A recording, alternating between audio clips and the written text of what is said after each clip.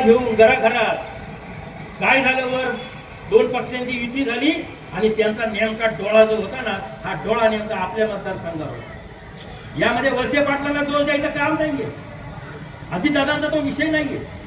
ज्यानं केलं त्याची फळं तो नक्की भोगणार आहे. फक्त एका जागेवर आग्रह पाहिजे तुम्हाला की फक्त टाकळी हजीच आम्हाला द्या, बाकी नको. अरे एवढं त्या माणसाला घाबरता? अरे एक वाघ जर सिंहासन निघला, एक वाघ जंगलामध्ये निघला ना, आणि कोणी कुत्री जमा होता त्या वाघाला हे करण्यासाठी, पण या कोल्या कुत्र्यांना शरण जाणार ही माणसं नव्हती. आणि म्हणून त्या दिवशी ठरवलं की आता काय करायचं, आपलं तिकीट कापलेलं आहे. अजय भैया तुला धन्यवाद.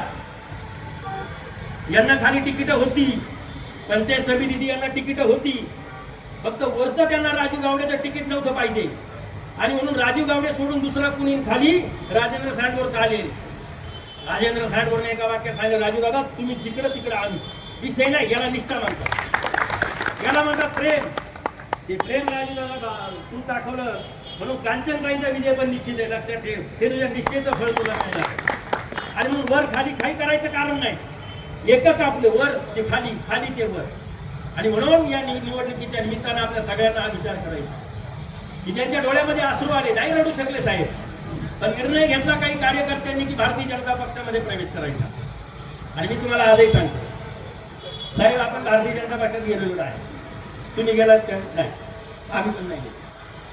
का त्याचं कारण सांगतो. आज वळसे पाटलांची जे आमचे ऋणानुबंधाचे आधी तुटलेले नाही.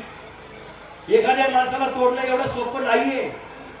शरद पवार साहेबांबरोबर होते, अजितदादांबरोबर संबंध आहे साहेबांचे, त्यामुळे इतका निर्णय नाही. पण आज अपरिहार्यपणे राजूदादाला निर्णय घ्यावा लागला. आणि पुण्यात काय चालतं हो तुमच्या? बापू पठारे कोणत्या पक्षाचे आमदार आहे? शरदचंद्र पवार काँग्रेस. त्यांचा मुलगा सून आणि भाचे सून कोणत्या पक्षाचे नगरसेवक आहे? भारतीय जनता पार्टी. आणि आता त्यांच्या मुलगी, दोन मुली उभे कोणत्या पक्षाकडून आहेत? राष्ट्रवादी काँग्रेस दादाचा. आणि बापूसाहेब पठारेंना चालतं, मग आमच्या बापूसाहेबांना काय चालत नाही. पण बापूसाहेबांचा प्रवेश आम्ही करू, ज्यावेळी देवेंद्र फडणवीस येतील त्यावेळी करू. तोपर्यंत बापूसाहेबांचा प्रवेश. आणि बापूसाहेबांना प्रवेश करायचा तो स्वतःच्या याच्यासाठी नाही करायचा, तो करायचा जनतेच्या विकासासाठी. रात्री जा, अपरात्री जा, कधी जा, बापूसाहेबांचं दार त्या सामान्य जनतेसाठी खुले 24 तास. अरे कुणी जाऊन बापूसाहेब येवत असले तर तिथं मांडीला बसत आणि सांगा साहेब माझं काम आहे. साहेबांनी लगेच फोन करा, फोन लावा, माझा माणूस आहे, माझं काम झालं पाहिजे. अरे असा माणूस काय मिळणार? म्हणून मागाशी तुम्हाला सांगितलं, दादा गेले, आज कळलंय बापूसाहेब आज आपल्यात आहे. तो आनंद त्यांना द्यायचा, 9 तारखेला तो आनंद त्यांना द्यायचा आणि द्यायचा. यापेक्षा आमच्या मनात वेगळा विचार नाही. राजू दादा तुम्हाला बोनस मिळणार आहे, लक्षात ठेवा.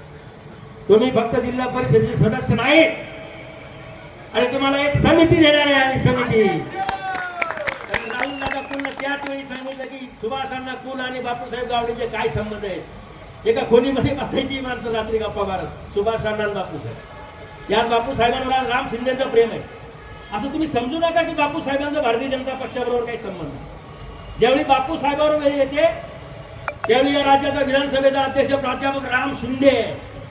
राम शिंदेचं या कुटुंबावर फार मोठं प्रेम आहे. त्यामुळे इथून पुढे विकासाची गंगाची आपल्याला आणायची ती खंडित होणार नाही. आदरणीय वळसे पाटील असतील तर वळसे पाटलांच्या बद्दल आपण